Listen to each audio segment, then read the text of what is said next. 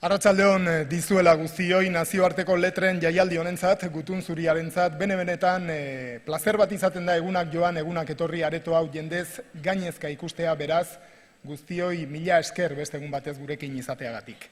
Hemos llegado ya a la penúltima jornada de este Festival Internacional de las Letras de Bilbao, de Gutun Zuria, que está obteniendo, lo decía en euskera, un enorme éxito. No hay más que echar un vistazo a la imagen que presenta este auditorio lleno de gente un día más, también la sala adyacente, la sala Bastida y los cientos de entradas que todos los días tenemos en nuestro portal de internet, en el live stream. Por ello, a todos y a todas, de verdad, muchísimas gracias por el apoyo que nos ofrecéis todos los años. Eta eskerrak baita ere, gure babesle diren Bilboko udalari eta BBK fundazioari eta gainerako babesle guztiei ere.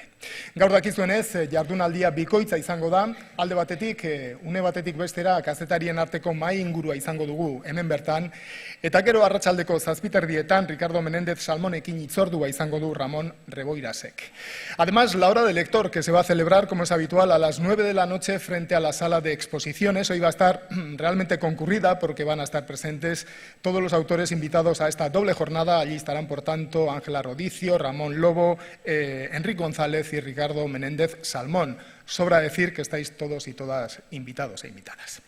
En un festival que dedica sus sesiones, sus conversaciones a la presencia del crimen y del delito en la literatura, en las letras, no podían faltar las personas que seguramente conozcan la expresión más extrema del crimen, como sucede en las guerras, en los conflictos armados a gran escala. Por eso hemos querido convocar esta mesa redonda de periodistas, con gente como Ángela Rodicio, cuya carrera profesional ha estado principalmente vinculada a Televisión Española en el campo del reportaje y el análisis de las grandes noticias. Ha sido además corresponsal en Oriente Medio y enviada especial en numerosos conflictos. Ramón Lobo ha trabajado en diversos medios de comunicación. En los últimos 20 años ha estado en casi todas las guerras, en casi todos los conflictos armados, y es seguramente la persona en España, el periodista en España, que mejor conozca la realidad del continente africano. Enrique González ha trabajado en diversos periódicos, sobre todo El País, para el que ha sido corresponsal en Londres, París, Nueva York, Washington, Roma y Jerusalén durante más de 25 años. Como seguramente sabéis, también estaba previsto que en esta mesa redonda participase el embajador afgano en España, Masoud Jalili, pero finalmente ha tenido que viajar a su país, a Afganistán, por cuestiones completamente ajenas al festival. Lo sentimos, pero no tenemos ninguna duda de que esta mesa redonda que va a gestionar, que va a dirigir nuestro compañero Iñaki Esteban, va a ser suficientemente interesante y lo vais a poder ver. Por eso me gustaría, horregatik guztiarengatik, txalo handi batekin hartzea nahi nuke, orain izango ditugun mintzakideak, hemen ditugu Ángela Rodicio, Ramón Lobo eta Enrique González.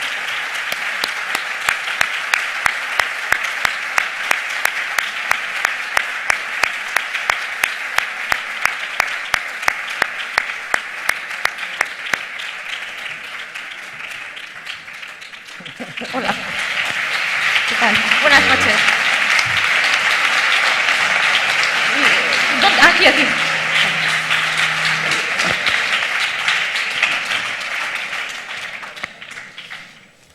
Hola, buenas tardes.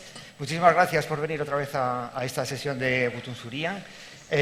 Bueno, ya les conocéis, ya les han presentado. Como sabéis, estamos hablando del crimen y de los delitos y, bueno, digamos que un fenómeno curiosamente tan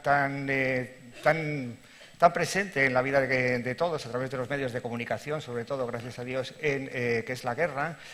Nos parecía interesante ver o que ellos nos contaran al menos cómo se cuenta la guerra, ¿no? Es decir, cómo se ve y cómo se cuenta, que es al final pues lo que viene siendo la narración desde el origen de los tiempos o el origen del lenguaje, ¿no? Entonces, a mí una cosa que siempre me ha llamado la atención y que creo que hay una enorme distancia entre ser lector o ser espectador de la guerra y ser un testigo de la guerra es precisamente la distancia. Es decir, yo no me puedo imaginar cómo es una guerra, qué olor tiene la guerra, cómo son las caras de la gente que sufre o que por el contrario mata en una guerra, ¿no? Y sobre todo, ¿cuál es esa primera impresión de estar ahí y si te sube la adrenalina? Es decir, ¿qué es lo primero que se te viene a la cabeza o qué es lo primero que te llama la atención? Bueno, puedo.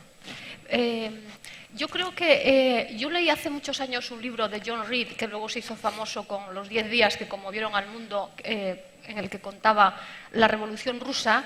Y antes de ahí, él se fue a los Balcanes, a la Primera Guerra de los Balcanes, que tuvo lugar en 1912-1913, y escribió, entonces no se llevaba fotógrafo porque no había, llevaba el daguerrotipista, y entonces el daguerrotipista hacía hoy unos diseños muy primarios. Y en ese libro él dijo una cosa, escribió, en las situaciones límite, como son las guerras, emerge lo mejor y lo peor de la gente. Yo solo me limito a contar las cosas como las veo. Y yo creo que para mí al menos es mi lección de oro. Yo creo que la gente que habla de grandes fantasías, pues yo sospecho un poco. Es mi opinión. Bueno, yo creo que al principio se va un poco para aventura. Cada uno tiene su motivo, hay gente que huye, yo qué sé, de fantasmas familiares, la mayoría huimos de la redacción, porque se está mejor en cualquier sitio que no sea la redacción, cuanto más lejos de tus jefes mejor. Bueno, y antes se huía, pero ahora con la crisis ya ni se huye. Juan Carlos Gomucio tenía una historia que, antes de Internet, claro, ¿no? Y de los móviles, que era que, bueno, un sitio donde tú puedes colgar el teléfono, es decir, perdón, se oye mal y cuelgas, ya eso hemos perdido toda esa invisibilidad. Y después vas haciendo cosas más complejas, vas encontrando que no creo que cambiemos nada, ni piensas que cambias nada, pero sí tienes el privilegio de poder estar tú viendo las cosas sin que nadie te las cuente. Entonces, en el fondo, acabas escribiendo para ti mismo o acabas escribiendo para un lector como tú y tratas de dar las respuestas que tú te gustaría encontrar y buscar la fórmula de contar las historias de una manera abierta para que la gente que lee o que ve la televisión o oye la radio pueda sacar sus propias conclusiones que incluso son distintas a las tuyas, ofrecer un abanico. Y lo primero que yo creo que es abandonar la idea de la objetividad. La objetividad no existe, todos somos subjetivos, lo que sí puede ser es honesto. Honesto al contar lo que sucede con todos sus grises y con todos sus blancos y sus negros. Para mí ha sido una universidad de vida y de periodismo. Enrique. Yo tengo que admitir que si me he encontrado alguna vez en una guerra ha sido por casualidad. No huía ni de la redacción porque huí hace 30 años y no volví. Simplemente me encontré ahí, mi experiencia es limitada. Pero lo que más me ha llamado siempre la atención es lo que uno no espera encontrar, que es la normalidad. En cualquier situación los humanos hacen esas cosas que hacen los humanos. Y en ese sentido recuerdo algunas crónicas de Alfonso Armada en Sarajevo, que apartaba el foco del sitio, de los bombardeos, de las muertes, y hacía cosas a veces culturales, el estreno de una obra de teatro. Y eso ocurre también, y la gente come, y hay gente que incluso se enamora, y la gente ríe, porque si tiene ocasión se ríe, porque tienes que sobrevivir y animarte como sea. Y esa es la parte que generalmente no se enseña porque en un espacio limitado, y si te envían allí para hablar de guerra, un poco de... Alguna vez yo he cometido la indecencia de estar en un sitio de guerra y no hablar nada de guerra, pero era porque yo no la veía. Pero en general, bueno, pues sí tienes que hablar de lo atroz que es y de lo que sufren las personas y demás, pero al que está allí puede sorprenderle el hecho de que el humano sigue espabilándose y viviendo. Sí. Yo sí creo en la objetividad. Yo creo que en la tendencia. Yo creo que es como el dorado. No tienes que. Para mí la objetividad es como el dorado. Tienes que tender lo más posible, ¿no? Yo creo que en una guerra lo primero, lo que a mí se me pasa a la cabeza, es por qué gaitas existe esa guerra, ¿no? Cómo empezó. Una guerra al final siempre es un fracaso de un montón de cosas, entonces yo creo que hay que explicarle a la gente por qué ocurre eso, ¿no? Por ejemplo, yo creo que en el caso ya que has comentado lo de Sarajevo, era muy complicado, muy difícil, ¿no? ¿Quién se sabía la historia de Yugoslavia en 1991, 1992? Entonces yo creo que aquello tardamos mucho en caer y en estudiar y en ver lo que ocurría, ¿no? Y además la década de los 90 empezó en el 90 con la invasión iraquí de Kuwait, y en fin, que la guerra del 91, la primera guerra del tercer milenio fue aquella, ¿no? La del 91. Y yo creo que es fundamental explicarle a la gente las causas, el por qué. Y eso requiere mucho estudio y, bueno, evidentemente después tienes que hacer crónica, ¿no? Cómo vive la gente, evidentemente. Nadie se convierte en un marciano de repente. Y en el caso de Sarajevo, pues era todavía más importante porque aquello no era una guerra, aquello era una especie de demostración militar terrorista, porque estaban los morteros situados en una montaña de casi 3.000 metros tirando, o sea, siguiendo los proyectiles seguían la ley de la gravedad, porque no había otra táctica. Entonces yo creo que, bueno, evidentemente cómo se sobreviva eso 3 años y medio, ¿no? Era la crónica del día a día, pero después también había que contar por qué Gaitas había estallado aquella guerra, ¿no? Y por qué duró tanto, y por qué ahora mismo en este momento yo creo que no se entiende nada de lo que está ocurriendo ni del Estado Islámico si no se parte, yo creo que de Bosnia. Pero bueno, esa es otra historia más. Sí. Y sobre todo no necesitas tener ningún talento. Porque vas allí y todo es bestial. Difiero. No, hay que tener oficio. No, pero yo no estoy de acuerdo que tengas que estudiar mucho. Simplemente tienes que encontrar a la gente que ha estudiado mucho para preguntarles. ¿Y cómo sabes que le preguntas a alguien que ha estudiado mucho si no estudias mucho tú? Nosotros somos gente que pregunta a la gente que sabe. Pero si y después sabemos organizarlo un poquito, más o menos, ¿no? Pero sobre todo no hace falta tener talento. Talento hace falta para hacer crónica parlamentaria. Por ejemplo, ir al Parlamento o hacer política con, no sé, ir a Moncloa, esté quien esté, o aquí supongo que en el Parlamento Vasco ocurre lo mismo, el Ayuntamiento, todo eso hace falta talento. Porque ¿cómo sacas una crónica de ahí? Ya. Es cierto que alguien que sea un reportero decente, un reportero apañado, todo le luce más en una guerra. En una guerra todo está en un estado muy crudo, muy vivo. Mal vas si no consigues materiales como para hacer una buena historia. Luego, en todo caso, se puede contar la parte de subjetividad, aunque eso no te guste, que existe en las técnicas de elaboración. Sí. ¿Existe alguna tentación precisamente por esa supuesta facilidad, ¿no?, de ver la crueldad tan de cerca? ¿Existe alguna tentación de recrearse en la crueldad, en lo que estás viendo, en esas cosas tan evidentes con las que podrías hacer una crónica salvaje, ¿no?, por decirlo de alguna manera, o hay que frenarse un poquito? Yo creo que a lo mejor como es televisión, que quizás es como más directo, ¿no? Yo creo que yo estoy absolutamente en desacuerdo como se están haciendo ahora las cosas en televisión. Se está mostrando demasiado. Yo creo que puedes hacer entender a la gente y hacerles ver lo que está ocurriendo sin necesidad de... Yo aprendí todo lo que sé de televisión, prácticamente todo, en Sarajevo con la BBC, porque como Televisión Española no tenía medios, pues estábamos ahí, tenía que montar con el montador de la BBC y todo eso. Y me acuerdo que al principio, cuando iba allí con mis cosas, no dejaba pausas, me pegaba unos botes, bueno, que he aprendido todo. Y me acuerdo que decías que no hace falta mostrar al señor muerto o con mostrar a lo mejor pues la mancha de sangre o una bicicleta, una vez que había un niño, ¿no?, que se había muerto, estaba la bicicleta, lo habían matado, la bicicleta tirada y la mancha de sangre. Yo creo que hemos creado una insensibilidad de la imagen que me parece atroz. O sea, a mí me parece atroz que ahora mismo se muestre casi como cortan la cabeza a alguien, ¿no? Porque eso no puede llevar a nada bueno y de hecho no lo ha llevado, ¿no? Yo creo que tienes que ser eficaz en la narración. Entonces, si tú lo que quieres contar lo que está pasando en un sitio, no ya Sarajevo, Sierra Leona, por ejemplo, que es que estamos con el ejemplo Liberia, Congo, las violaciones en su Sudán ahora, yo creo que tienes que ser eficaz. Y si tú te recreas, deja de ser eficaz. Porque lo que tú estás contando del día, de una matanza que ha habido, en realidad es parte de muchas matanzas que ha habido. Tú tienes que buscar el contexto que explique por qué eso está ocurriendo y llevarle a un espectador de aquí, por ejemplo, la crisis de los refugiados, cómo nos afecta, por qué se produce, y sobre todo nosotros es algo que hacemos los periodistas, que es jerarquizar qué es importante, qué no es importante, contextualizar y comprobar, que son las 3 cosas que se ha dejado de hacer.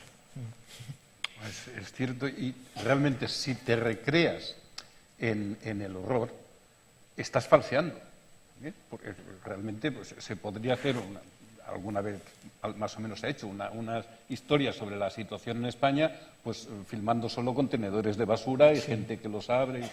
Hombre, de eso hay, pero no, la realidad no es solo eso. Entonces, si te concentras, pues eso, hay cámaras que tienen fascinación por las fosas comunes y se pasan la vida filmando montones de cadáveres. Bueno, vale, pero es que tú quedas insensibilizado, la audiencia queda insensibilizada y ya da igual uno que mil. Y la muerte es algo esencialmente íntimo. En cuanto la cuentas por miles, por millones. Pero fijaros que el reportaje al que te estás refiriendo, Enric, se publicó en el New York Times, vaya, que no es cualquier cosa, simplemente Cierto. lo digo como detalle, vaya. Cierto. Sí. Y a mí me pareció, no tanto el reportaje, la ilustración del reportaje me pareció, no sé si errónea, porque ellos tenían una intención desde el principio, pero desde luego era sesgada. Bueno, partimos de que en una guerra antes había dos bandos, yo creo que ahora hay más. Es decir, que la guerra se ha difuminado y hay diversos sectores o distintas facciones, ¿no? Pero, bueno, partimos del hecho de que una guerra es un fenómeno donde la gente se mata entre sí, ¿no? Sí. Sí, bueno, esto es lo que siempre se ha venido diciendo como que era una guerra. Entonces, yo lo que os quería preguntar era si cuando tú llegas a una guerra, después de haberte documentado, estudiado, preguntado, en fin, ese tipo de cosas, si tienes alguna idea de quién es el culpable y quién es la víctima. O cuál de los bandos está en lo cierto y cuál sería culpable ante un tribunal, no sé si de La Haya o de cualquier otra cosa. Pues no sé, igual ahora que vivimos en el mundo global, pues todos somos culpables, ¿no? Y todos somos inocentes al mismo tiempo. No sé, yo acabo de volver ahora de Irak, que no había ido desde hacía bastantes años. He estado en Bagdad, me he ido al Kurdistán, en fin, he estado por ahí dando muchas vueltas. Y evidentemente, yo la primera vez que fui a Irak fue mi primer viaje además al extranjero como periodista, fue en el año 88, en abril del 88, hace, pues eso, echando la cuenta, y que estaban todavía en guerra con Irán, la guerra Irán-Iraquí, que luego acabó en agosto. Quiero decir que llevo todos estos años siguiendo un poco esto, ¿no? Y claro, es que ahora llegas allí y ya no hay país, para empezar. Entonces hay tres entidades, unas fronteras que no se sabe ya dónde están, que toda la región está de Sinjar, la de los yazidíes, está ahora despoblada y curiosamente hay gas y petróleo, y eso está en la frontera iraquí con Siria y con Turquía. Y claro, es lo que decía antes, hay que estudiar y tienes que ver por qué han pasado las cosas, porque a uno le viene la idea, evidentemente, sobre el terreno de que todo eso ha sido un proceso que está llevando a que las fronteras de todo Oriente Medio sean fosfatinizado. O como bueno, fosfatinizado, ¿cuál sería? Se acepta pulpo como animal de compañía. Pues algo así, bueno, que no existen. Y evidentemente todo eso ha sido un proceso. Ya te pones a estudiar y ves que en el 91, en la otra guerra, cuando se hicieron las zonas de exclusión aérea, pues justo qué casualidad coincide con esas tres entidades del año 2016, con lo cual, pues estudiando un poco eso, puedes explicarte qué es lo que estás viendo sobre el terreno, ¿no? Yo creo que al final, al principio, cuando has estudiado demasiado, vas con Nunca conceptos se estudia ideológicos. demasiado, te voy a darrear. Sí, cuando No. vas con conceptos ideológicos, ¿no? Estos son los buenos, estos son los malos. Luego cuando ¿Pero pisas qué? el terreno, Estoy diciendo que no. Pero déjame, Ya, sí, vale. déjame. Es que partes de... Me estás hablando de que mí pareces, y no. pareces Eduardo Inda. O Maruenda, comisario Maruenda. Bueno, eso es demasiado. Ahora me levanto y me voy. Eso ha sido demasiado. Vamos a pegarnos. Venga. No, pero que al principio piensas no le hablo eso, después de esto. en elementos ideológicos de buenos y malos, por ejemplo, en Bosnia, los serios, etc. Luego te das cuenta que aquí, en todas Estás las guerras, hablando por en ti Siria, ahora. por ejemplo, en Siria hay 30 grupos armados más Sí, el, a eso iba más un el poco, gobierno. eso es. Entonces, Sí. es muy sencillo. Hay unos que son unos hijos de puta y otros que son unas víctimas. Los hijos de puta a veces se ponen camisetas muy distintas, pero son hijos de puta. Ya. Entonces, lo que tú haces como periodista es tratar de descubrir esas cosas. Y primero que entre los hijos de puta hay gente buena y entre los buenos hay hijos de puta. Las cosas no son tan fáciles. Entonces, cuando lo bonito es eso, llegar y cuando tú se te van destruyendo todos los prejuicios que tú tienes. Y yo creo que uno de los trabajos del periodista, del reportero, cuando va a un sitio, aunque sea África, no haya guerras, es desnudarte. Desnudarte de tu primermundismo, porque en el fondo tu superioridad vale aquí, en el asfalto, pero no vale allí. Cualquiera de nosotros nos bañamos en el lago Kivu y nos tienen que hospitalizar, pues nos cogeríamos todo tipo de enfermedades. Y los niños se están bañando ahí y no les pasa nada. Entonces yo creo que ese proceso de desnudarte y tratar de entender, que es un proceso sobre todo de humildad, es decir, no sé nada, vengo a aprender, vengo a contar lo que vosotros me contáis, creo que es un trabajo fascinante, que eso también lo vas entendiendo con el tiempo, no en el primer viaje. Por usar la terminología de Ramón, en algunos conflictos, especialmente los que son muy largos, la diferencia puede ser entre víctimas y verdugos. Hay un momento en que todos son igual de hijos de puta. Y es el caso del conflicto de Israel, bueno, el conflicto palestino. Pero claramente hay alguien que es víctima. Pero eso no quiere decir que sea mejor, simplemente es víctima. Y bueno, si estás manejándote en esa circunstancia, pues tienes que acostumbrarte a no distinguir entre buenos y malos, sino en cuestiones objetivas. O sea, en qué tienen razón unos, en qué tienen razón otros, pero desde que no existen guerras entre estados, y de esto hace ya más de medio siglo, la cuestión moral se ha evaporado. Se ha difuminado. Se ha desaparecido. Se ha evaporado. Ahora hay guerras de imperio, como las ha habido siempre, y luego esas guerras que no son ni civiles, porque no hay un marco, unas fronteras, un contexto más o menos compartible. Son desórdenes extremadamente violentos por causas muy complejas y a veces perfectamente estúpidas, otras veces muy importantes, como el agua o el petróleo. Como el petróleo. Sí. El caso de Siria sería paradigmático, ¿no? En el sentido de que al principio, cuando empezaron los rebeldes, parecía que había una cierta tendencia a decir, son los rebeldes que se están rebelando contra un régimen, además se enmarcaba dentro de las primaveras árabes, dictatorial, ¿no? O sea, que parece que es normal que te genere cierta simpatía, pero luego todo se... Sí, y de todas formas, es que esa es una región del mundo en la que cualquier acontecimiento es negativo. Todo lo que suponga alterar el statu quo implica muchísimas muertes, en cualquiera de esos países.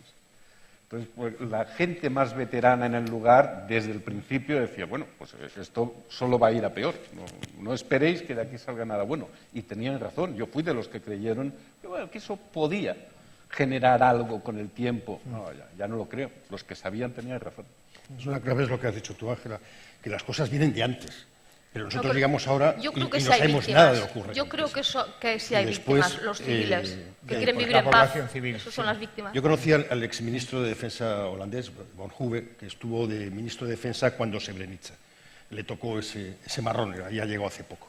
Y él me dijo, ya cuando era exministro, es decir, cuando los políticos hablan, me dijo, mira, esto es muy sencillo. El esquema es así. Si ocurre algo y los periodistas nos dais un poco la tabarra, nosotros hacemos una reunión. Si seguís dando la tabarra, emitimos un comunicado. Si seguís dando la tabarra, entonces hacemos una conferencia, y si dais mucho la tabarra, una cumbre. Y si no, pues hacemos una decisión falsa. Y que las resoluciones de Naciones Unidas están llenas de decisiones falsas. Por ejemplo, Srebrenica, que es decir, vamos a defender este enclave, pero no tienes ni medios militares ni voluntad política. Y ese esquema se repite en cada crisis, y se está repitiendo ahora en crisis. En Siria, es lo mismo que pasó en Bosnia, conferencias de donantes, altos de fuego, no sé qué reuniones por aquí, y es todo mentira, no tenemos ni idea cómo hacer las cosas.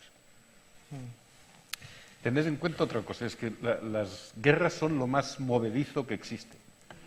Y muchas veces, yo creo que la mayoría de las veces, la razón puede empezar de un lado y acabar de otro. Y no hablo de Italia, hablo en general. En el caso de la Segunda Guerra Mundial, ¿por qué rápidamente se integra el nazismo dentro de Europa Occidental? Porque está la cuestión soviética. Las guerras ponen en marcha una serie de mecanismos muy complejos y perversos, y mirarlas desde el punto de vista exclusivamente, bueno, quién tiene razón, quién no. Al final es verdad, las víctimas son los civiles y una parte de los civiles. Otra parte de los civiles son combatientes en potencia o... Mientras no lo sean. Sí, ya, pero... ¿Ves cómo se van cuando empezó la guerra en Siria, cuando empezó las revueltas y se transformó en guerra en junio del 2011, ya era evidente, Suecia crea un gabinete de crisis, el gobierno sueco, para lidiar con un eventual problema de los refugiados. El resto de los países han pensado que los refugiados jamás iban a venir ahí. Hay 2 millones en Turquía, 1 millón en Líbano. En Líbano son 5 millones de habitantes. 1 millón de los 5 millones de habitantes que hay en Líbano son refugiados. Hay 600.000 en Jordania y pensamos que jamás iban a venir aquí.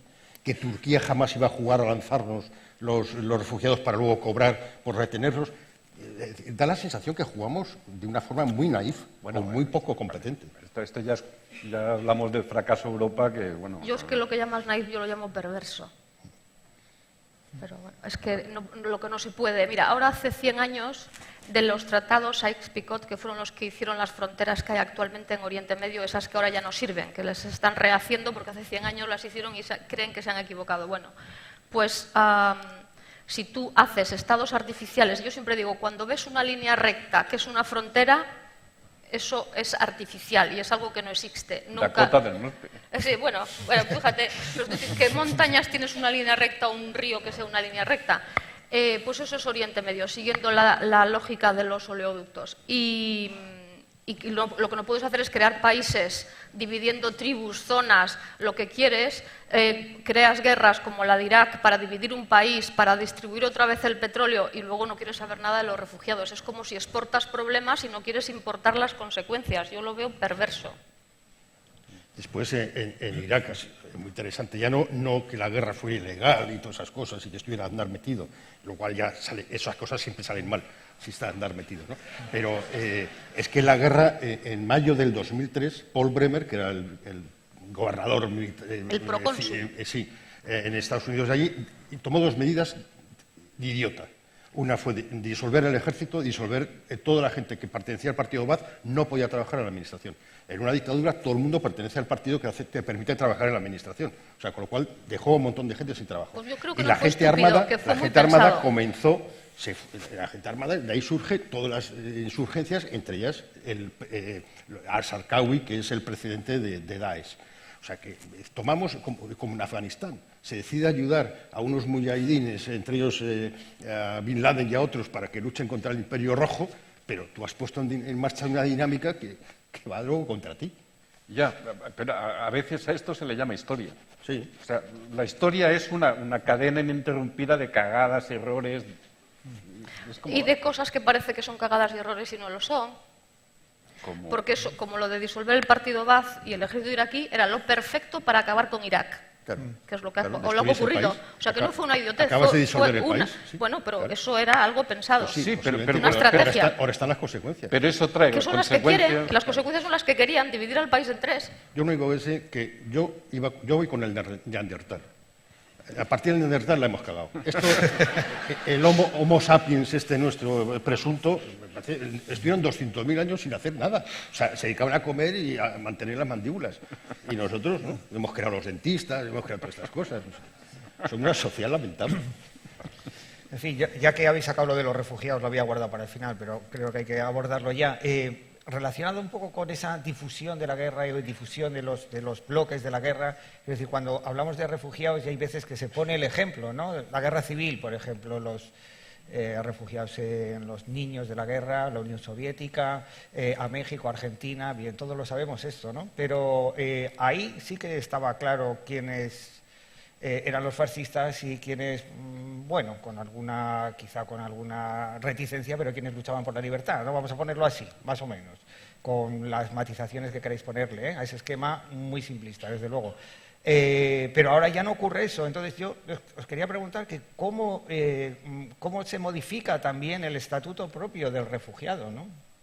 Es decir, ¿quién es refugiado? O sea, ¿cómo le ascribimos ese estatus? ¿Cómo le definimos? ¿En base a qué? ¿En base a que está amenazado de qué? De muerte. Sí. Hay una convención Sí. del Estatuto del Refugiado que data del 51 que está clarísimo. Está la Convención de Derechos Humanos, la Convención contra la Tortura, todo eso lo explica claramente que esta gente que intenta venir están haciendo algo que es legal. Los que estamos haciendo algo ilegal somos nosotros. Evidentemente, como decías tú, no todos los que quieren venir son refugiados o no todos tienen derecho al estatus de refugiado. Por eso hay que identificarlos y saber quiénes son. En Estados Unidos, los que se dan mucha prisa tardan 2 años. Aquí creo que tenemos asilados a 17, de los cuales 16 son eritreos y hay un sirio que supongo estará expuesto en la Moncloa, porque si no, claro, hablamos de los refugiados sirios, pues sea ese. Canadá, Pierre Trudeau, el hijo de Trudeau, han conseguido identificar a 20.000 en 4 meses. O sea, se puede hacer. No te digo que se hagan 5 minutos y tampoco en 2 años. En un proceso de 4 meses se puede saber quiénes son los que tienen derecho y quiénes no. El problema fundamental aquí es que hay una islamofobia de fondo. Si los refugiados sirios fueran todos cristianos, tendríamos menos problemas. Pasa que no sabemos quiénes son, no sabemos nada del Islam, no sabemos nada de nada, porque uno de los problemas que tenemos en este país es la educación, que es uno de los grandes fracasos de los últimos 40 años, junto con la economía. Nosotros tenemos planes de educación constantes, pero no estamos educando. La educación ahora mismo es una estafa. Estamos educando a niños con planteamientos de hace 50 años para trabajos que no van a existir. Entonces, no hemos creado una sociedad capaz de discutir, de no creerse el poder. Aquí nos creemos todo lo que nos dicen.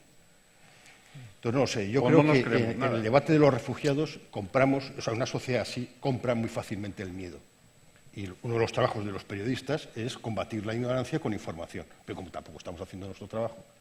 Entonces, toda esta manipulación, como se ha visto en Alemania, que la única persona que ha hecho lo que debía hacer al principio fue Angela Merkel, bueno, pues claro, sus partidos, el de Baviera y su propio partido, dicen, oye, que vamos a perder las elecciones, pierden los 3 regionales, se asustan y ha cambiado completamente todo. Bueno, tú hablabas de islamofobia y estoy de acuerdo. Esta colonia también. Pero es que hay un problema en Europa con el Islam. Es decir, Europa se ha construido en las últimas décadas muy trabajosamente en base a una homogeneidad supuesta inexistente. Es una cosa llena de costuras que se deshacen. Son sociedades extremadamente xenófobas de siempre, se han matado de siempre entre sí. Pues digamos, ese sueño dulce en que hemos vivido desde el Plan Marshall, desde el año 50, pongamos, se está rompiendo porque en nuestro interior hay varios problemas muy graves y uno de ellos es la dificultad para entablar algún tipo de relación con el Islam europeo. Y después, no sé, el juez francés que era antiterrorista, que tiene nombre que parece serbio, pero que es Cedeic o algo así, decía que, claro, en 10 años hemos permitido que el salafismo, que es una versión extrema del Islam, haga una OPA al Islam moderado, y casi todos los imames, en México casi todos los imames que hay, han sido educados fuera, en países no democráticos, dependientes de Arabia Saudí, que es uno de los productores de radicalidad. Evidentemente, sí, Arabia Saudí es el responsable intelectual de muchas de estas cosas. Volviendo un poco a cuestiones quizá más generales, ¿no? Os quería preguntar, siempre se tiene un poco en la cabeza la historia un poco de la escritura sobre la guerra, ¿no? Tenemos a Orwell, por ejemplo, en la Guerra Civil, ¿no? El mejor. Y a Hemingway también. Tenemos luego los corresponsales de la Guerra del Vietnam, que probablemente sentaron un modelo, pero que ese modelo no tengo muy claro de qué sirva ahora. No sé dónde estamos o cómo ha cambiado esto. ¿Todavía aquello sirve? Las formas de contar, al fin y al cabo, si tú sabes, no sé, cogerlo bien, con eso es una cosa que no cambia. En fin, ¿cómo lo veis? ¿Que sirve todavía esos modelos, aquellos viejos? Sí, yo creo que sí, que totalmente. Vamos, lo que han cambiado son las circunstancias. Antes el acceso era total, el periodista no era un enemigo, ahora sí lo es en algunas zonas y eso es es evidentemente peligroso y complica mucho el trabajo. O sea, si te secuestran o te matan, no haces tu trabajo. Eso ha cambiado, pero el ejemplo es Orwell, efectivamente. Si eres honesto y estás en los sitios, primero, acabas peleado con todos te insultan y tal, pero haces un trabajo decente. No, y además, Orwell, que no nos olvidemos, es uno de mis libros absolutamente favoritos, que además tengo 4 o 5 por si pierdo uno, el homenaje a Cataluña, cuando él se va a cubrir la guerra civil y se va a Barcelona y claro, todo el mundo está cubriendo los franquistas contra los republicanos, ¿no? O viceversa, y él cubre las luchas intestinas de la izquierda, la CNT... Él cubre la batalla de Telefónica... Exacto, y claro, entonces pero eso te daba, al final, con el signo del después, te da a entender por qué unos ganan y otros pierden. El lector de Orwell, en el año 38, ya sabía perfectamente lo que iba a pasar. Sí sabía leer. Pero a lo mejor los típicos periodistas del Times no contaban absolutamente nada de eso, eran los franquistas y los republicanos, nada más. O sea, que yo creo que yo estoy con John Reed, además, George Orwell y John Reed y un poco de Aristóteles, cuando dijo todos somos tan diferentes como iguales. O sea, cuando llegas a los sitios, pues... Hay un periodista de la Segunda Guerra Mundial que es Ernie Pyle, que se ha empezado a traducir aquí en castellano, que es muy interesante. Él tiene una frase que define un poco el trabajo. él dice, yo no sé nada de la gran película, yo solo sé de soldados que tienen miedo, que están sucios, que quieren sobrevivir y que tienen miedo. Y entonces yo escribo sobre esto. O sea, soy una especie de gusano que escribe sobre esto. Entonces, en el fondo, si tú estás metido ahí, cuentas eso. Evidentemente tienes que tener un contexto, tienes que tratar de entender que eso que está ocurriendo en un sitio... Por ejemplo, habéis hablado de los 43 de Ayotzinapa. Lo de Ayotzinapa no es algo que ocurre milagrosamente o por una desgracia. Ocurre porque hay un entorno violento en México con 20 y tantos mil desaparecidos, donde hay una implicación en el Estado. Entonces, tú puedes utilizar Ayotzinapa, pues contar el primer día la tragedia, la familia, las madres, pero luego tienes que abrir un poco el foco para explicar que esto no es... Esto es parte de un proceso. Ahí lo habéis citado también, las formas de trabajar, que eso sí que han cambiado, ¿no? O sea, los corresponsales de ahora muchas veces empiezan de freelancers en unas situaciones de riesgo absoluto. Antes solía ser un poco al revés. Sí, exacto. Sí, Bueno, es que ahora es que no se cubren las cosas. Y como mucho, si tienes suerte, te mandan 2 o 3 días a un sitio, 2 o 3 días, que si llegas a un sitio que ya conoces de antes, pues más o menos te enteras de algo. Pero cubrir algo nuevo en 2 o 3 días... Yo he hecho la carrera inversa. Yo empecé como periodista en plantilla y me despidieron, yo ahora soy freelance. Y ya no voy a ningún sitio. No, pero es curioso que gente joven, sin ningún tipo de cobertura, cobertura de seguros, alguna garantía de seguridad y sin mucha experiencia, y creo que en ciertas situaciones la experiencia es útil, tengan que abrirse camino en lo más complicado. O sea, generalmente, digamos, empezabas haciendo cosas municipales o de sucesos que también te llevas muchas hostias, pero no te matan. La escuela ideal, además. Los pequeños conflictos locales y exacto. demás. Pero bueno, verte metido en una situación extremadamente confusa, como es cualquier situación Pero hay muchos bélica. periodistas jóvenes que se están yendo fuera. Por ejemplo, aquí lo conocéis, Roberto Valencia, que es de aquí, que se fue al Faro, que es uno de los periódicos digitales de mayor éxito en América Latina. Hay Alberto Arce, que no es de aquí, pero que se fue a trabajar en Honduras, bueno, hizo cosas así, y acabó en el New York Times. Es que cuando digo que es... en fin, no me parece muy sensato que esta gente tan joven haga este trabajo. No digo que no sean buenos, hay algunos que son buenísimos. Y en 5 años, si siguen vivos, generalmente siguen, pues son auténticas figuras, son muy buenos. Pero joder, es un aprendizaje de shock. Eso, no, y lo decía también por el grado de vulnerabilidad que tienen ahora, porque, bueno, no lo sé, vosotros me decís, ¿no? Pero parecía que antes la prensa, esto que veíamos un poco en los reportajes, en las películas, ponía aquí prensa, o que ibas con tu carnet de prensa bien visible, o con tu... ahora lo contrario. Con tu automóvil de prensa, nada de y parecía que era casi como la Cruz Roja, pero es que ahora parece que no, ahora es. Ahora hay que ponerse Panama Papers para que no te toquen. Ya. Es que quizá una razón muy secundaria por la que las guerras más espantosas las cubre gente muy joven es porque si fueran un poco mayores tendrían miedo. Ya. O sea, realmente tienes que ser joven y tienes que tener prácticamente una verbena hormonal en el cuerpo para atreverte a meterte en ese lío. Que todo cambia en el 2003. Hasta 2003 Sarajevo era clarísimo.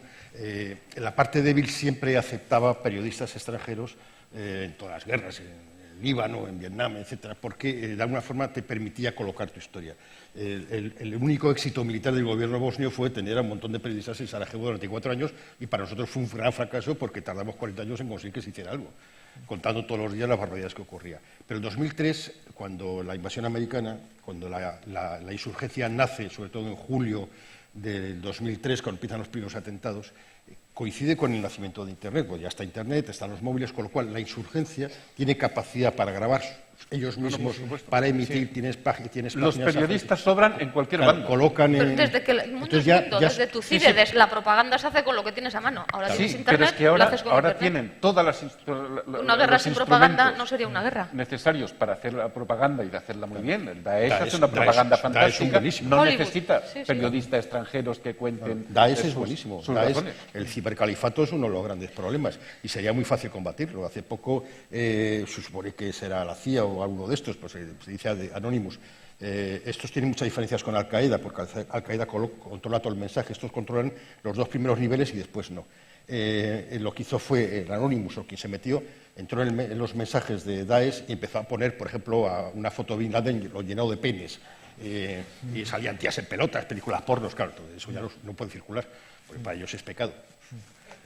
Matar no, pero eso sí. Entonces, no sé, quizás unos cuantos hackers, que aparte de abrir los teléfonos del FBI, de los iPhone, podrían servir para hacer este tipo de guerra. Ya, pero realmente es una guerra muy complicada y quien es receptivo a este tipo de propaganda sabe distinguir.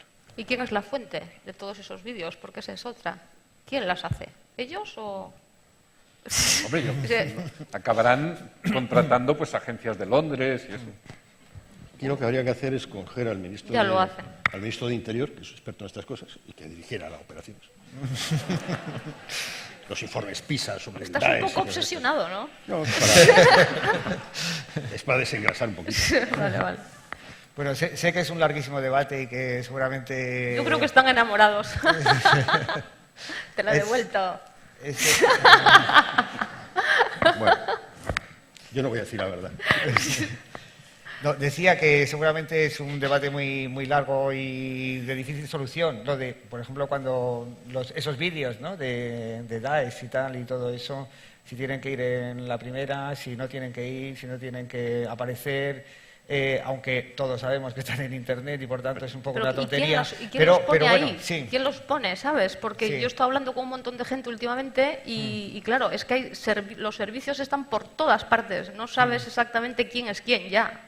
Que esa es otra variante, ¿no? Totalmente. Sí. Pero bueno, yo creo que evidentemente hay que ponerlos, no en portada. Sí. O sea, ha de ser el interesado que los busque, que los pueda encontrar en el medio en cuestión, porque si se comprueba que eso es real, que esa persona ha muerto, haya sido muerta por ese encapuchado, claro. Eso es un hecho. Sí. Pero eso es otro problema, que es la verificación, ¿no? ¿Y cómo verificas quién ha colocado? Luego se decía que había vídeos que se habían rodado 4 meses antes y todas esas cosas, ¿no? Con lo cual, cuando empezaron los bombardeos rusos, salió unos vídeos de Daesh, que difundió Daesh, sobre daños civiles. Y uno de esos vídeos yo ya lo había visto. O sea, entonces, claro, los periodistas enseguida salen diciendo, no, daños civiles, bueno, habrá que verlo, ¿no? Que te lo diga Daesh no es una fuente muy fiable. Ahí hay un inconveniente cultural, ya porque es ya cultural. Nos hemos acostumbrado a pensar que la imagen es verdad. No sé por qué, pero pensamos, no, pero si las imágenes están aquí, esto es verdad. No, o sea, si un día decides que vale la pena dar ciertas imágenes, tienes que poner por escrito, nadie lo va a leer porque está escrito, son letras. Sí. Todas las cautelas, las dudas, el porqué, el no sé cuántos. ¿Cómo ha llegado, no? O sea, cómo ha llegado y cuál es el proceso por el que... Sí, eso es. Sí. Claro, por ejemplo, si te llega una foto de Chávez entubado. Claramente primera y sin decírselo a nadie. Yo eso lo tengo clarísimo. Claro, pues hay que preguntarse por qué te ha llegado, quién te quiere vender, dónde se ha sacado esa foto. ¿Es un hospital controlado por el servicio de espionaje o de seguridad cubano? ¿Es fácil hacer una foto de ese tipo? Pues quien sabe un poco sabe que no. O sea, entonces piensas, te la estás metiendo. Oye, en todas partes hay un Villaverde. Puede ser. Entonces, muchas veces lo que ha entrado al periodismo es en una velocidad tremenda, y Twitter, por ejemplo, y nos lleva a cometer errores. Hubo un tuit del Norte de Castilla, que es un periódico bastante serio, que puso un tuit diciendo que había muerto Manu Leguineche. Entonces, varios periodistas retituearon, entre ellos Pedro J. Ramírez retituió esto, gente de mi experiódico también, y Meneses, Enrique Meneses, tipo de 80 años, lo que hizo fue lo que llamar por teléfono. Llamar a Manu Leguineche. Llamar al difunto. Claro, y decir, oye, tú estás muerto. No estoy muerto. ¿Sabes que había un periodista de la BBC? Y entonces buscar 2 fuentes que lo corroboren. Este me dice que no está muerto. El muerto y la enfermera. Vete a verlo. No, pero es que es algo sencillo. O sea, tú estás en bar y oyes que uno de al lado diciendo que ha matado a toda su familia. Tú no sales corriendo a poner un tuit. Tienes que preguntarle cómo se llama, dónde vive, si puedes ir a verlo, ¿no? Es decir, no sé, hemos perdido la comprobación. Hay una frase de García Márquez maravillosa, que es, primicia no es el primero que lo cuenta, sino el primero que lo cuenta bien. Y hemos perdido ese interés por la excelencia. Ya, pero eso hay que decirlo al jefe también, ¿no? Sí, pero bueno. Que venga. Que se presente. digamos, dejando un poco el frente, el campo de batalla, ¿no? Y yendo a los recuerdos. Yo acabo de leer un libro de Alexievich, la Svetlana, Premio Nobel. Sí, la Premio Nobel, ¿no? Sí. Es un premio Nobel, bueno, pues novedoso, porque por primera vez se da a un periodista, etcétera. Pero a mí lo que me ha gustado muchísimo, que acabo de leer Los muchachos del zinc, ¿no? Me parece que es un libro buenísimo. Y sobre todo el inteligente punto de vista, que no es tanto cubrir frente de la batalla, el campo de batalla, sino ir tantos años después a ver qué ha pasado con las víctimas. O sea, me parece una cosa tan simple y tan inteligente que te quedas como, ¿no? Y sobre todo la poca intervención que tiene la autora en el relato. O sea, es toda la voz en este caso de las víctimas, ¿no? Los recuerdos. Quiero que me habléis un poquito de esto, es decir, de los recuerdos de donde generalmente también salen luego los libros y la literatura y estas cosas, ¿no? Los recuerdos de la guerra. Tú que eres más joven y los tienes todavía. No, bueno, y como decía Liza Minnelli, no es que sea mayor, es que he empezado muy pronto, ¿no? Espero que eso sirva un poco de, no sé, que el que no se consuela es porque... No, pues igual ahora que he vuelto de Irak, ¿no? Yo siempre he tenido, hasta diría cariño a este lugar por eso, ¿no? Porque yo me fui en el 88 allí para un periódico. Entonces se transmitían las crónicas con el Telex, un cacharro así de enorme. Sí. Después volví en el 91, en aquellos 3 años nació la CNN, la televisión satélite, todo eso. Yo es que me acuerdo que viví en un pueblo de Galicia hasta los 11 años y es que yo me acuerdo vagamente de la pizarra. O sea, yo recuerdo haber empezado con las letras y la pizarra hasta hoy que tienes ahí la tablet, internet y todo eso en una vida, ¿no? Que yo creo que es para acabar majareta, evidentemente. Y lo que falta por ver.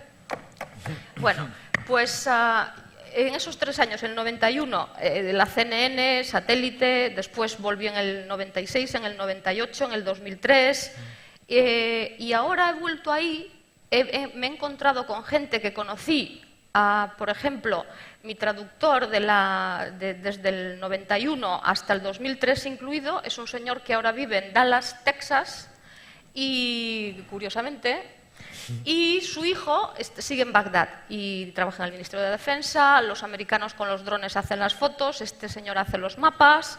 Estuve ahí un día con él, después me fui a ver pues no el ministro de Defensa, pero el de la Administración Civil, al de la Defensa Voluntaria, que es un tipo de Hezbollah disfrazado. Luego me fui a ver, bueno, en fin, que di muchas vueltas y vi a mucha gente que conocía de antes.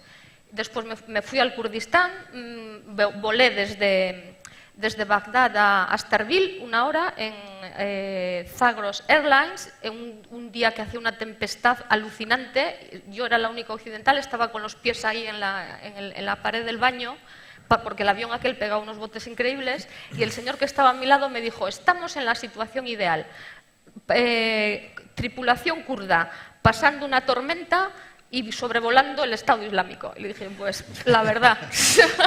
Bueno, pero son esas cosas. Luego llegas a Erbil, que yo presento mi pasaporte con el visado iraquí, que me costó un montón conseguirlo, y me dicen, no sé, aquí no hace falta, esto ya no es Irak. O sea, pues bueno, pues yo creo que estas son las típicas cosas que si tienes un recorrido, pues estás ahí 2 semanas y te enteras de cómo está toda una zona. Y para rematar ya, tuve una comida con una gente que conocía y la señora, llorando, me dijo: no queremos el petróleo, lo regalamos, que se lo queden todo, no queremos ni una gota de nuestro petróleo, que se lo lleven, que se cojan los oleoductos y los hagan llegar a Europa directamente, no nos den ni un euro ni un dólar, que no nos den nada, que nos dejen vivir en paz. Y yo creo que eso es el... Qué mentirosa, ¿no? Pues lo decía de verdad. No sé, yo es los una recuerdos, pena que no lo creas y no lo veas. Hay un momento que como periodista tú no puedes contar todo, primero porque no te cabe en los espacios que hay en los periódicos, y segundo porque no tienes las conexiones. A veces descubres cosas de un sitio a otro, te das cuenta que no te enteraste muy bien, y a veces sí, ahora que no cabe casi nada en los periódicos porque todo es tan breve, sí a veces en los libros encuentras el espacio donde empezar a jugar, como tú estás ahora con una novela que no avanzas, y empiezas a jugar y te van surgiendo cosas que tienes dentro que te sorprende, y vas viendo las conexiones. Yo creo que con el tiempo, sobre todo lo que encuentras son las conexiones. Están las palabras, las has ido acumulando, pero no tenías las conexiones. Y ahora encuentras las conexiones y a veces luego se te olvidan las palabras, lo cual es una coña. Yo estoy de acuerdo con lo que dicen ambos. Y luego hay una especie de recuerdo continuo. Un ejemplo bueno es Gaza, donde el pasado es el presente.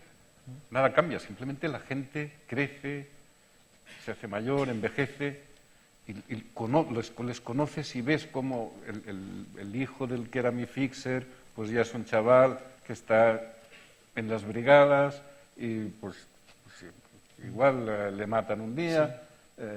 Yo le he conocido de pequeño, y bueno, pues, si sobrevive tendrá hijos y seguirá todo igual. ¿Cómo puede ser esto que se eterniza y nada cambia? Simplemente los críos se hacen mayores, los mayores viejos y tienen suerte y es siempre la misma infelicidad. Eso es bastante Vivir en incómodo una llevar. cárcel totalmente, sin techo, pero una cárcel. Sí, un campo de concentración. Sí. Hay una cosa que también de la que se habla como bastante, ¿no? Que es un poco peliculera, si queréis, pero no sé hasta qué punto es verdad, solo de acostumbrarse a la muerte. O a ver, muertos, ¿no? No sé, ¿es posible? Hombre, pregúntale a los embalsamadores, los Sí. funcionarios de pompas fúnebres. Pues claro que uno se acostumbra. Bueno, yo ahora he hecho un libro, que lo tenéis ahí fuera, por cierto, que acaba con una frase que es el epitafio. ¿Y para qué cuentas el final? No, porque no voy a decir la frase. Atención, spoiler. No, entonces sí, yo por ejemplo, las muertes sí me han permitido, o gente que sabes que va a morir, aunque no les veas morir, te permite un poco reflexionar sobre tu propia muerte. Pero es que yo empecé así ya a los 14 años. Mi padre me decía, claro, mi padre era facha, me decía, claro, como eres al Kafka no sé qué. Pero a mí siempre me ha preocupado, y sobre todo me ha preocupado si yo en el momento que llegue voy a tener un comportamiento decente. De hecho, ya he llamado al tanatorio para enterarme si, no es que murió hace unos meses mi exmujer, aunque llevamos muchos años separados, pero me ha afectado mucho. Entonces llamé al tanatorio para ver si podía, si iba a ser tanatorio, si me podía incinerar en otro. Entonces cuando he visto Truman, digo, coño, me ha copiado. Y sí, pienso mucho en la muerte, pero ahí en eso soy muy egoísta y pienso en la mía. Ya Pues quizás... realmente no hay nada más pacífico que un cadáver. Bueno, pero si lo ves un poco destrozado, ¿no? Sí, pero es algo inanimado. Sí, ya. Lo espantoso es ver morir gente. Ya. Pero una vez muertos, a mí al menos no me produce ningún efecto. O como le pasó a Enric Martí, que hacía fotos un año a un niño jugando con nieve enfrente del Hotel Holiday Inn, y al año siguiente hizo fotos a ese niño muerto, pero no se dio cuenta que era un mismo niño hasta que reveló las fotos. Entonces, ese tipo de cosas sí se te quedan dentro. Por ejemplo, en Sierra Leona, con Gervasio Sánchez, que encontramos un niño en el hospital que tenía apenas 9 días, que estaba herido en el lado izquierdo, y bueno, pensamos intentar ayudar, pero bueno, fuimos a una organización de Naciones Unidas que se dedica a la infancia, cuyo nombre empieza por U, y no reaccionó bien porque solo había personal local y el niño acabó muriendo. Bueno, pues sí, eso te queda una herida para siempre, para toda la vida. O sea, el niño está toda la vida contigo. Quizá para terminar ahora sí. Hay un dicho que vosotros lo sabréis mejor que yo, que dice que bueno, la gente empieza una guerra más o menos con cierto entusiasmo, que al segundo día se lo está pensando ya y al tercero ya están totalmente arrepentidos, ¿no? ¿Os parece que es así o os parece que el entusiasmo hay veces que dura más? O el ¿El entusiasmo de quién? ¿Del periodista? No, de los que empiezan la guerra, no de la gente que de alguna manera la provoca o en fin, ¿no? Yo creo que las guerras son todas una mierda, desde el principio hasta el final. Sí, pero esto que dices yo creo que no es exactamente así. Hay gente, quien saca beneficio de la guerra, pues la verdad, se lo pasa bien y a ver si duramos y mejoramos el negocio. Y hay muchos que se benefician de la guerra. Y luego hay sentimientos contradictorios. Por un lado, claro, quien sufre la guerra siente horror por ella, pero también puede sentir mucho miedo de la derrota, lo que pasa después. Es muy complicado simplificar eso.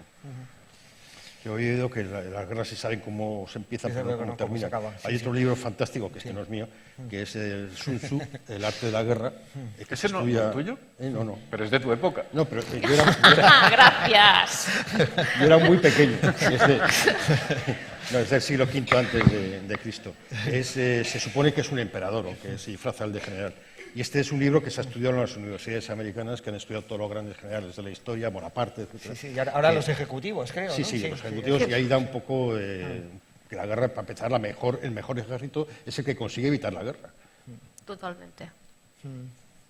Bueno, pues ahora es el turno del público.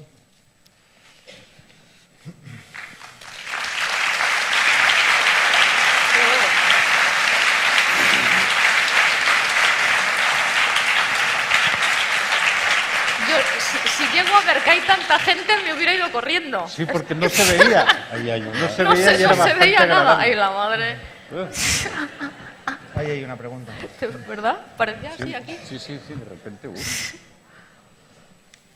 Hola, no, era para preguntaros, hace poco dieron en Televisión Española un reportaje sobre reporteros y en ese reportaje Pérez Reverte decía que hoy en día ya no existen reporteros como los de antes, a excepción de, citaba a Miquel Ayestarán, y quería preguntaros si estáis de acuerdo, es una historia esta de abuelo cebolleta de todo era mejor cuando yo era joven. Sí.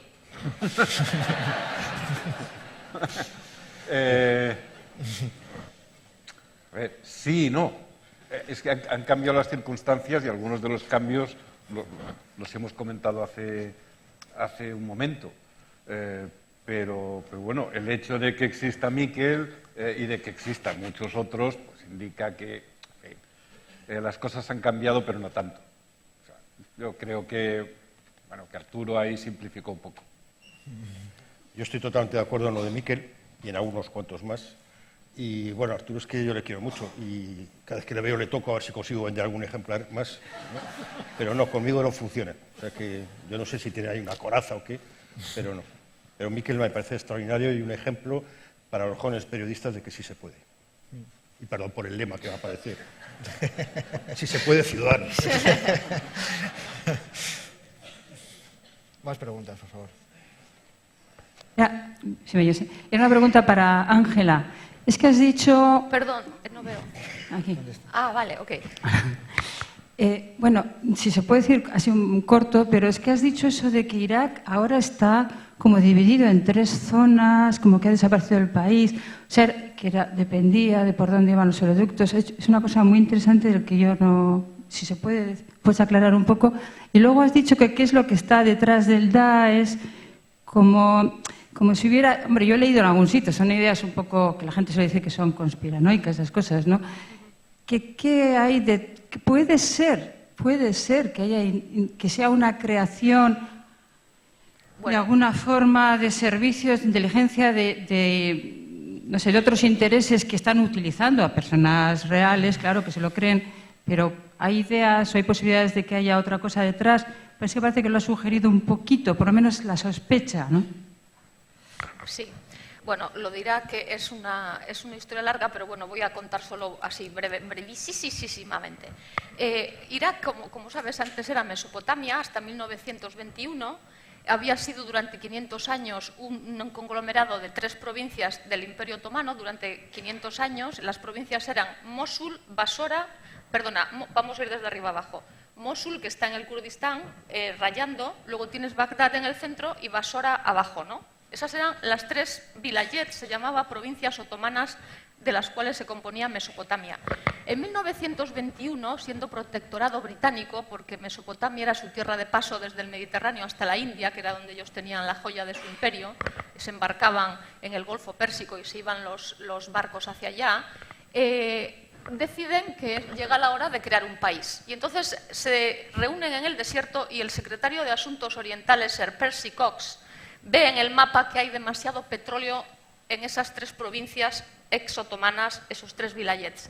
Y en ese momento deciden que para que no haya tanto petróleo en un solo país que están creando en el papel, se inventan Kuwait.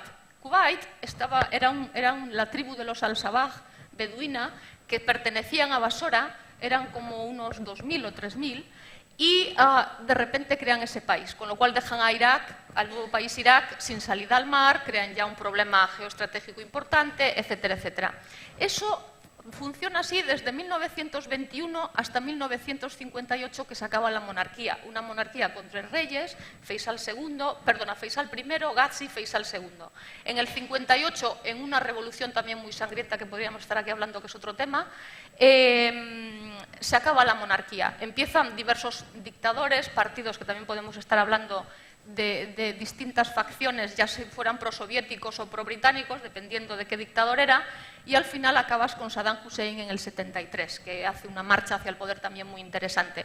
Bueno, pues casualidad, en el año 2016 tenemos ese país dividido otra vez como estaba al principio, en esos 3, digamos, entidades grandes, donde la ciudad más importante de la del norte es Mosul, la del medio es Bagdad y la de abajo es Basora, y 3 religiones, ¿no? Que es la chiita, con Basora, pro-iraní, con un gobierno pro-iraní, pero ahora están cabreados y ha vuelto al Sadr, que es otra gran historia, que sería Bagdad sunita, y luego tenemos el Mosul y el Kurdistán al norte. Es decir, que examinas un poco todo eso, lo estudias, yo he sido aquí súper telegráfica, pero es muy interesante, yo creo.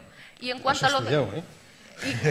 Y en cuanto, es que es de lo único que sé, decía George Bernard Shaw, decía, el especialista es aquel que sabe cada vez más, de cada vez menos. Yo creo que a mí me pasa un poco eso. Pero, bueno, el otro, lo del Daesh, también sería para otra gran charla aquí, pero yo he estado hace poco, he estado en Londres con uno de esos periodistas que admiro muchísimo, que se llama Abdelbari Adwan, entrevistó a Bin Laden muchas veces, es un palestino que creó un periódico, se llama Al-Quds Al-Arabi, ahora tiene otro, que yo creo que es de obligada lectura digital, y este señor decía, es que yo ahora mismo, es un señor que tiene ya 60 y pico, 70 años y sigue en activo, dice, yo ahora mismo no sé con quién hablar, ni sé qué fuente creer, porque como están todos los servicios involucrados, nunca sabes de dónde viene, con quién estás hablando. Si te quieres ir ahora a Mosul, por ejemplo, yo he estado el otro día como a 20 kilómetros, pero te fías de los emails que te mandan, te fías de las llamadas de teléfono y de que la persona que te dice que está al otro lado es realmente quien te dice que es. Es decir, es una gran confusión, y yo creo que evidentemente, vamos, no lo digo yo, te lees todos los libros últimos que han salido sobre el Estado Islámico y es una especie de entelequia muchas veces informática, yo creo. Pues en el libro Estilo El País, por ejemplo, estaba prohibido decir servicios de inteligencia. Había que decir servicios de espionaje o de información, y es evidente por qué, porque son servicios por lo general poco inteligentes. No, decía Groucho Marx, o inteligencia o militar. Eso decía. Bueno, pero yo creo que ahora sí se pueden llamar de inteligencia, porque esto es demasiado ya elaborado. Sí. Exagerando muchos. Muchos de los, mira, solo un detalle solo, muchos de los vídeos de decapitaciones y todas estas cosas del Estado Islámico, Daesh, como se quiera llamar, vienen de un norteamericano con base en Washington, que se llama site.com. O sea, ahí está casi toda la gente que sigue esto, estaba el otro día comentándolo con unos amigos, se meten ahí www.site.com y muchos de estos vídeos nauseabundos están ahí y tiene su base en Washington, quiero decir que es un hecho, no hay nada más. Se lo mandarán ahí directamente por Yo no sigo. si nos sobrepasa. Creo que podríamos estar hablando de esto, es súper interesante, yo creo que es el tema ahora mismo, drones de todo tipo, Dark Money, hay un libro fundamental ahora mismo si alguien quiere saber lo que está pasando en el mundo, pero bueno, hay una chica que se perdón. Sí, buenas tardes. Bueno, mi pregunta es, bueno, al hilo de lo que comentaba antes Ángela sobre la anécdota de la mujer llorosa que decía que se llevaran todo el petróleo. La pregunta es para Ramón Lobo. ¿Qué te hace pensar que una parte de la población no está hasta el cocoteraño, como decimos por aquí, hasta el moño, hasta el ventanillo de todos los intereses petrolíferos que existen? Gracias. No te he oído muy bien porque estoy sordo del oído que oigo y del otro no te puedo ni contar. ¿Me puedes traducir? Por favor, ¿puedo abreviarla? Es que no sé quién decir ha hablado. Más A alto, ver, porque es que no fatal. sé, es aquí, no sé si es que no se escucha bien. No, se escucha bien, pero yo soy el único. Es que desde que has dicho Ramón Lobo yo he dejado de prestar atención. A ver, Ramón, me vas a hacer decir de nuevo la pregunta. Bueno, era un poco la cuestión que sacaba antes Ángela sobre esa parte de la población que está francamente muy quemada, muy desesperada por todo lo que está ocurriendo, por todas las pérdidas de vidas humanas, etcétera, etcétera. Tú comentabas que, bueno, yo quiero saber por qué o qué te hace pensar que no hay una parte de la población que realmente... Aquí, no, en España. Aquí no, aquí Sí. no, allí. Hombre, yo creo que evidentemente hay información suficiente como para saber lo que está pasando y que todos cuando por la mañana nos levantamos y hacemos así y sale agua caliente, saber que ese agua viene de algún sitio y tiene un precio y no precisamente del canal, como se llame. También las comidas que tenemos, que nosotros vivimos mejor porque hay otra gente que vive peor, que no está relacionado de una forma tan clara, pero sí. Decía Julius Nyerere, que fue presidente de Tanzania, nosotros no somos pobres porque nos haya caído un castigo divino, somos pobres porque hemos sido explotados sistemáticamente. Congo se independizó, creo que con 10 o 12 universitarios. Tiene ahora menos carreteras de las que tenía. Toda África, por ejemplo, es un desastre absoluto. Ahora no, porque hay muchas historias de éxito, pero cómo se independizaron la mayoría de los países. Guinea-Conakry, que fue un referéndum que perdió De Gaulle, se fueron y se arrancaron hasta los teléfonos, no le dejaron absolutamente nada. Son países como Sierra Leona, que con muy poco les puedes montar una guerra que sirve para sacar los diamantes, que son de alta calidad en el caso de Sierra Leona. El coltan, por ejemplo, en Congo, en la zona de Masisi, los kibus, ahí donde se produce el 80% del coltan de África, y el coltan es fundamental para los teléfonos móviles. Es decir, no somos inocentes. Pero luego, cuando hay una manifestación por cualquier cosa, ¿cuánta gente va? Cuando se producen elecciones, ¿cuánta gente vota al partido en B? Es decir, es que no sé, yo creo que hay un problema que se llama educación, que os invito a que veáis un vídeo, un tipo que se llama Ken Robinson, que es un británico que tiene vídeos ahí en TED maravillosos. Hay uno que es el que más se ha visto en la historia de TED, que es si estamos matando la creatividad en la educación. Entonces, yo creo que si tú miras cómo es la escuela, vamos creando ciudadanos, y lo ves en los periódicos, en los medios, en las empresas. La gente que no habla es la gente que no tiene problemas, la gente que habla tiene problemas. Y la sociedad es un poco lo mismo, es decir, vale, sí, lo de los refugiados, qué tragedia, te movilizas, ha habido una gran movilización social. Es cierto que este país es especialmente generoso, que cuando ha habido, por ejemplo, la crisis de Ruanda, este país fue el que más dinero recaudó. Pero no tenemos mecanismos sociales. Creo que el 15M fue una gran oportunidad, pero no tenemos mecanismos sociales para ponernos en marcha. Sí es cierto que, por ejemplo, todo el movimiento de la PA ha funcionado, el movimiento contra las preferentes, sí, pero en realidad, al fin y al cabo, son muy pocos, pero no vamos a las causas. Luego ha llegado el señor Soria, ha llegado a Tenerife, o a Las Palmas, donde haya llegado, y le han aplaudido en su partido. Bueno, es decir, mientras que nosotros sigamos aplaudiendo a los idiotas, a los corruptos, es que, como el otro día estuve con José María García, iba a decir los correvidiles. Qué bonita palabra, sí, correvidiles. Sí, muy bonito. Es un gran inventor del lenguaje. Entonces, no, ya existía antes, pero me gusta. Yo creo que nos falta sociedad civil, sinceramente. Lo que ha ocurrido en Islandia, cuando el primer ministro se hace un lío ante las 3 preguntas excelentes que le hacen. Primero, los paraísos fiscales. Bueno, sí y tal. Segundo, usted, Panamá, no, y la empresa esta, ¿cómo? Le pillaron. Es decir, como Soria.